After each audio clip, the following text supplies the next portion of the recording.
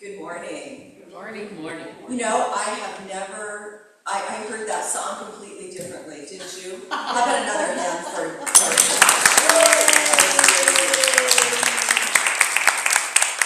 I've heard that many times, but not like that. Thank you. It gave it a whole new meaning. And thank you, Dennis. I was going to do that today as well. There's so many people that do work behind the scenes to make this available to us. Because what better place could we be than here on Sunday, right? Yes. I'm so grateful to be here. It's always a joy to be with you. And so all of you that do work behind the scenes, thank you so much for making this possible. You do a beautiful job. So, yes, unfolding possibilities. Albert Einstein stated that imagination is more important than knowledge. Think about that. Imagination is more important than knowledge. He says knowledge is limited to all that we now know and understand, but imagination embraces the entire world and all there ever will be to know and understand. That there's unlimited creativity and potential in the world for new ideas that exist beyond what we know in this moment. And so anything is possible if we allow ourselves to see it. So I was inspired, this talk was inspired with the book, The Art of Possibility by Grossman and Ben Zander. And they begin the book with a story that there was a shoe factory, and you've probably heard this before, a shoe factory, and they sent 2 marketing scouts out to a region in Africa to study the prospect of expanding business.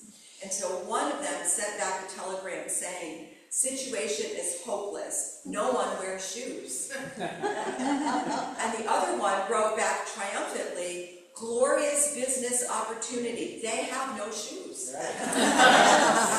So it's all a perspective that we come to life with.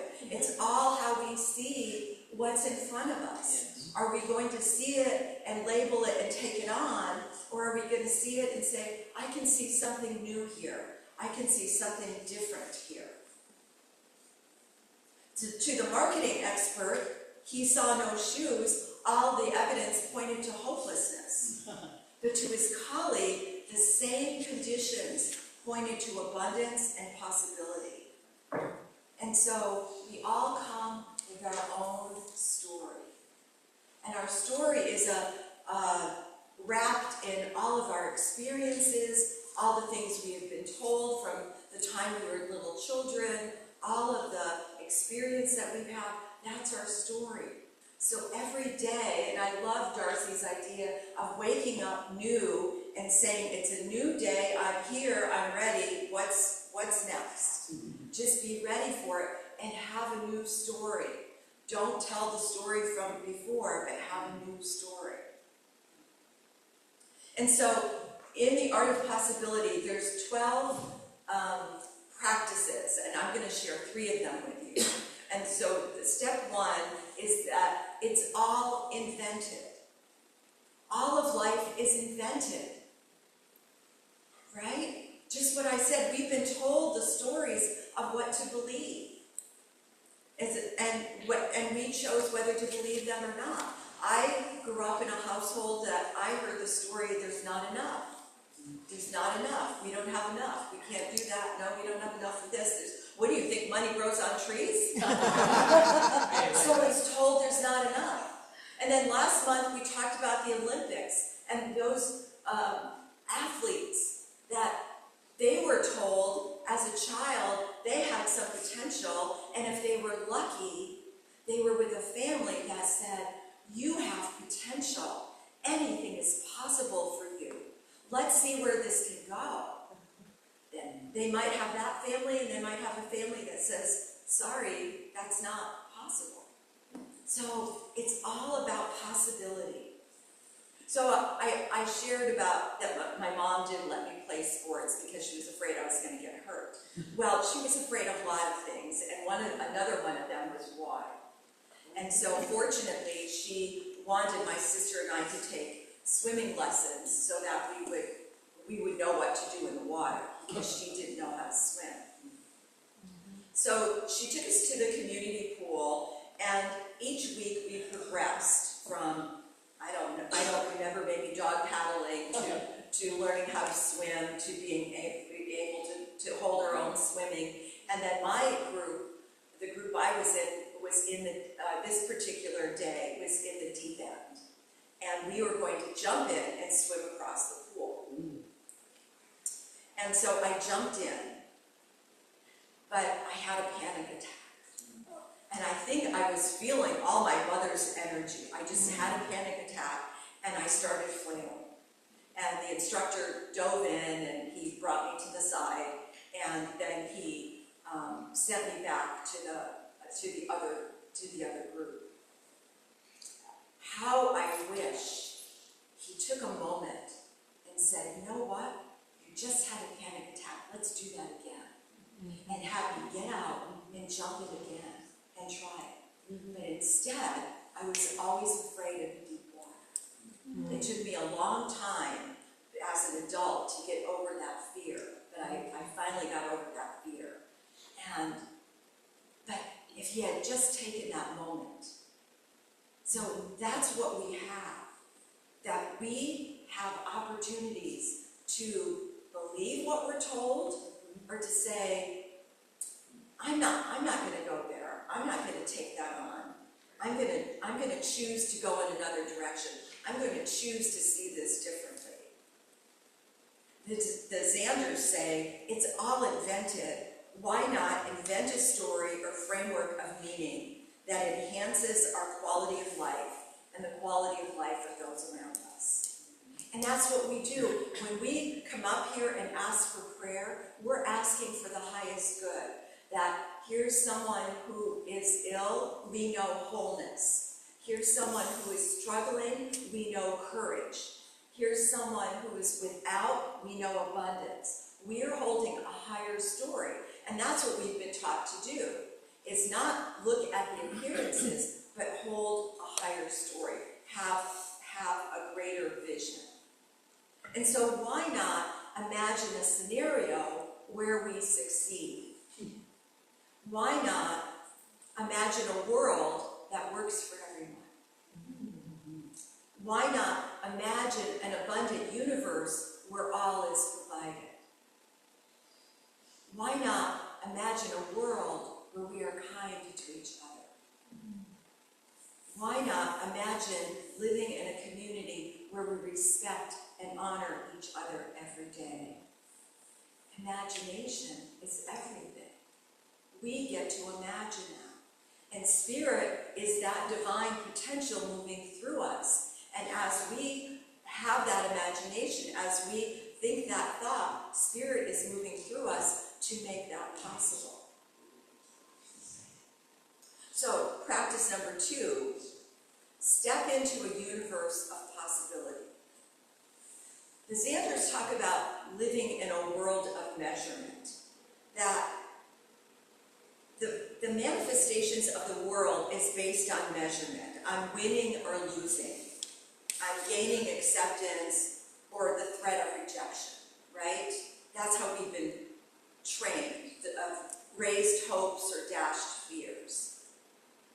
But it's based on a single assumption that's hidden from us. The assumption is that life is about staying alive and making it through. Life is about survival. And haven't we been there?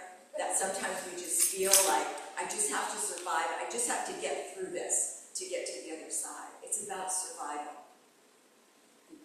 But surviving in a world of scarcity, we grow up in this world of measurement, and so we start comparing everything, right?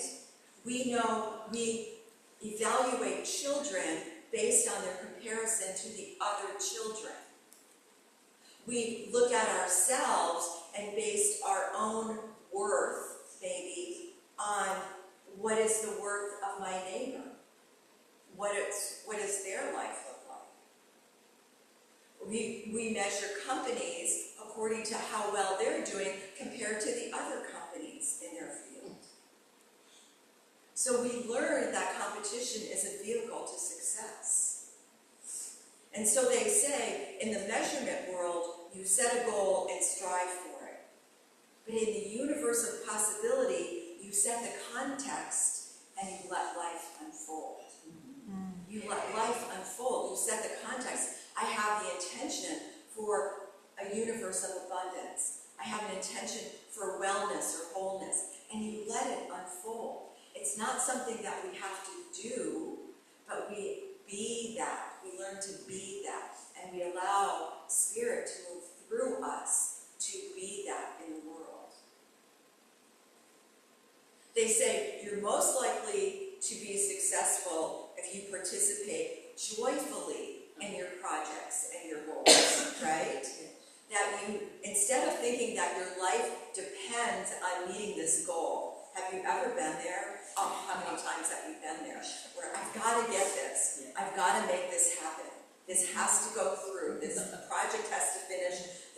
I've got to get this grade, this project, this accomplishment in order to be something, to be worthy.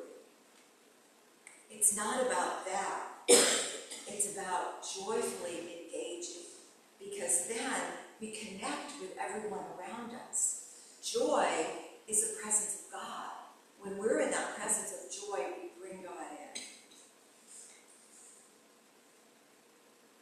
And on the whole, resources are more likely to come to you in greater abundance when you're generous and inclusive and engage with people with passion, right? So Steve Jobs and Steve Wozniak, the founders of Apple, did not set out to create a $1 trillion company, believe it or not. They were two friends messing around in the garage with circuit boards. And they wanted to make something that mattered. So that was their goal, was to let's see what we can create. And they made something, and then let's make something that matters in the world. Yvonne Chouinard, and I'm probably not saying this correctly, loved climbing, but really did not like the environmental damage that was caused by gear. And so in 1973, he founded Patagonia to create sustainable outdoor clothing, because he had a commitment to the planet more than he had to his profit. And so he turned this small venture into a $1 billion brand, Patagonia. And so Patagonia has activism. They donate profits to conservation. They show how values can drive success. And another one, Nintendo, that before becoming the gaming giant that they are, Nintendo started as a maker of handmade playing cards. I didn't know that. They had handmade playing cards. And because the owner was passionate about entertainment and social connection. But his passion for playfulness, creativity, and innovation carried through, and Nintendo reinvented themselves into video games. So they're not just profitable, but iconic, showing how passion fuels reinvention. So these companies were founded with an idea to fuel their passion. They had this idea of what they wanted to see in the world. That's what happens when we step into a universe of possibility. And so practice number 3, they say, remember rule number 6. And here's the story. There was a professor and his guest in the room discussing world affairs when a man suddenly burst into the room, stomping and banging his fists on the table. And the professor spoke up and he said, Peter, kindly remember rule number 6. And immediately Peter says, oh my goodness, of course, and he apologized and withdrew. So the two men continued talking when, again, they were interrupted by a woman who came storming into the room, shouting and flailing her arms. And the professor said, Marie, please remember rule number 6. And she said, oh my goodness. And complete calm came over her. And she excused herself and sat down. And it happened again, and finally the guest said, I've never seen anything like this. What is rule number 6? And the professor said, don't take yourself so damn seriously. And the visitor thought about it for a few moments and then said, well, what are the other rules? And he said, there aren't any. There aren't any.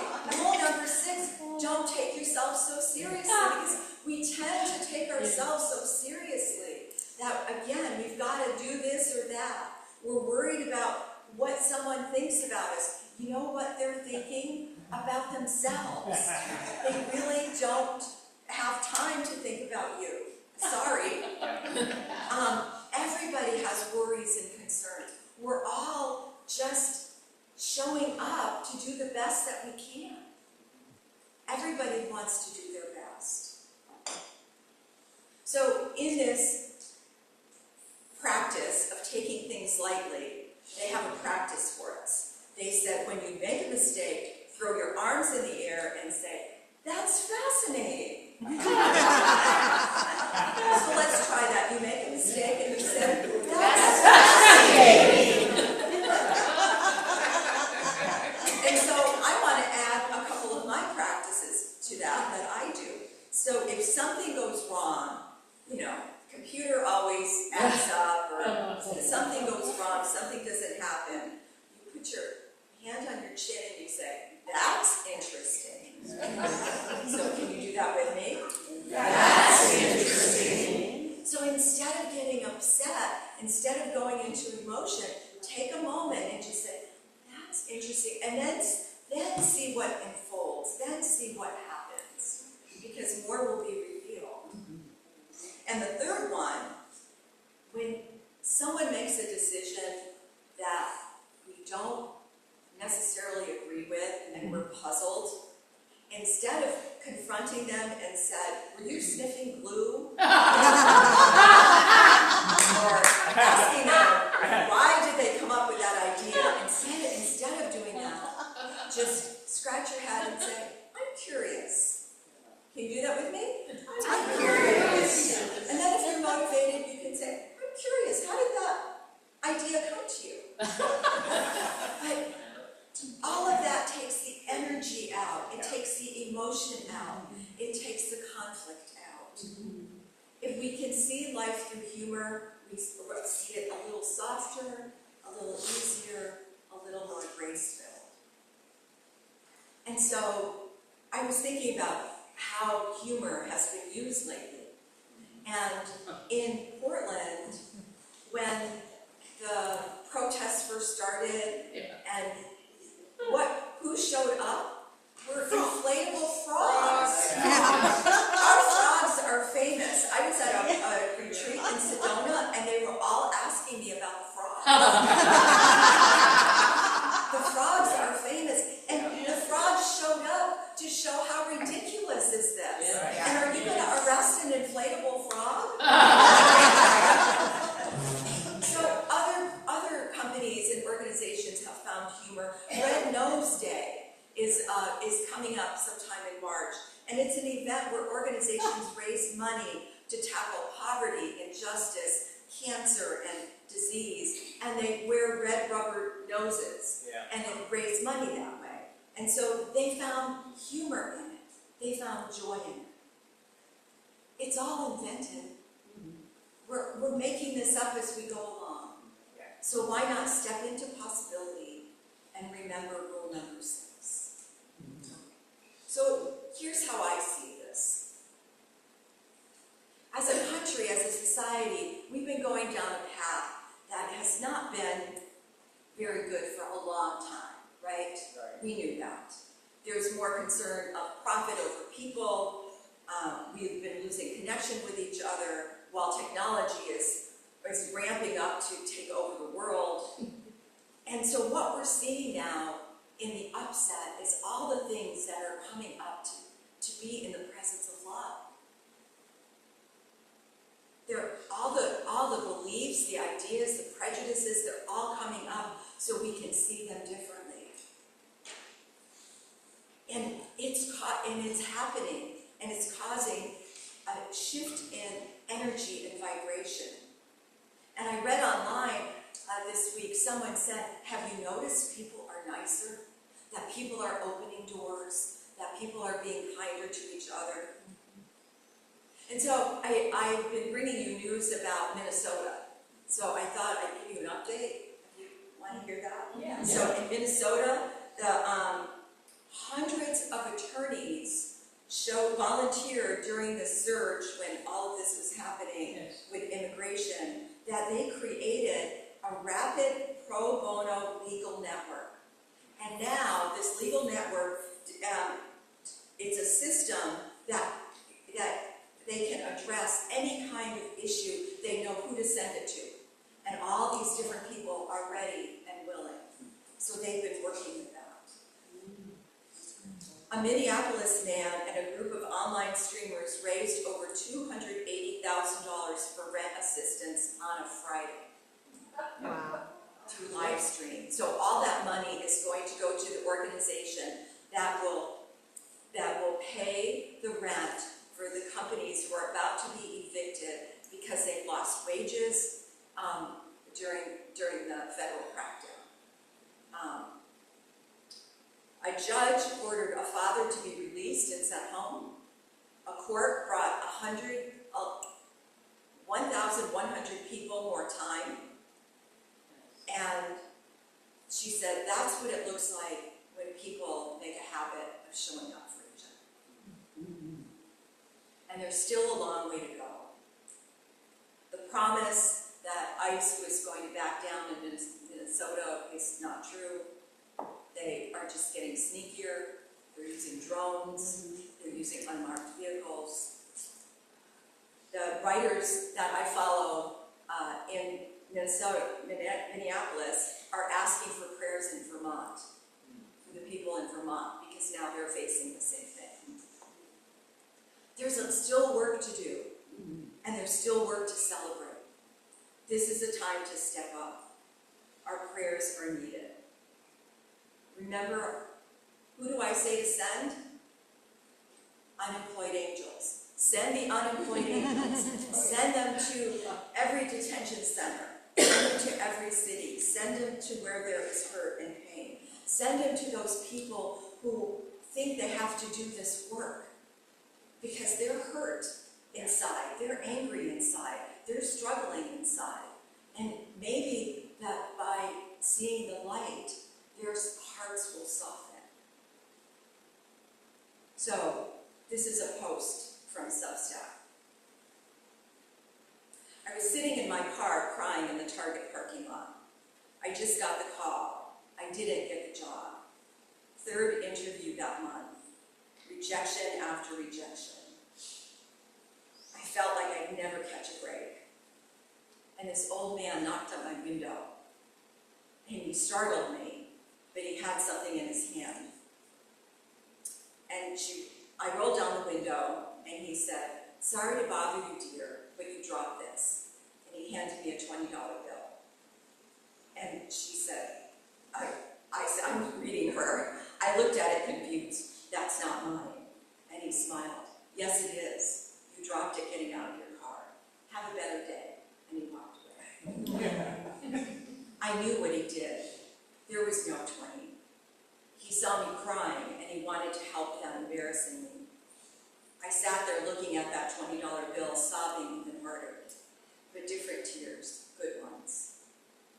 I used it to buy groceries that week when I was almost out of food. Got a job 2 weeks later. A better one than the one I didn't get. First paycheck, I withdrew a 20. I folded it and kept it in my wallet. I waited for the right moment. I found it a month later. A woman at a gas station. Her card declined. She was counting change and crying. I walked over and said, "Excuse me, you dropped this." And I handed her a 20. And she looked confused and she says, "I don't think," "Yeah, you dropped it by your car. Have a better day." And I walked away. I saw her face in my rearview mirror. Same tears I had.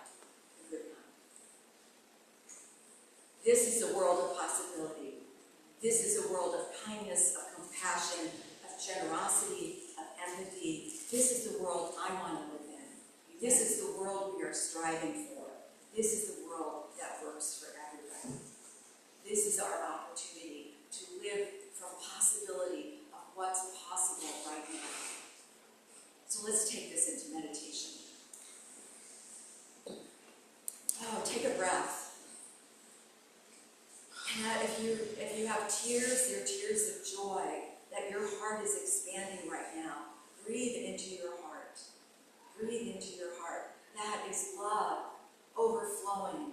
That is love expanding. That is love releasing. That is love. That is love, the presence of Spirit. And so see that love in your heart area as a golden light, and see it just filling your heart, filling your body, moving beyond your body into people on either side of you. That till we know and see this sanctuary is filled with a golden light, this golden light of love, of hope, of compassion, of empathy, of joy. Now, send this love out to places, wherever your heart wants you to send. Send to Minneapolis, send to Vermont, send to Iran, send to Ukraine, send to Gaza, send to the Middle East. Send this light out. This light goes out and touches all those who are in need. This light goes out and lifts us all. This light goes out. This light is the Spirit.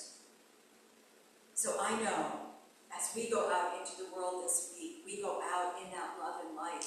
We go out in grace and peace. We go out in a world of possibilities. We see the world as possible for humanity to be kind and generous and compassionate and good. There is light. There is love.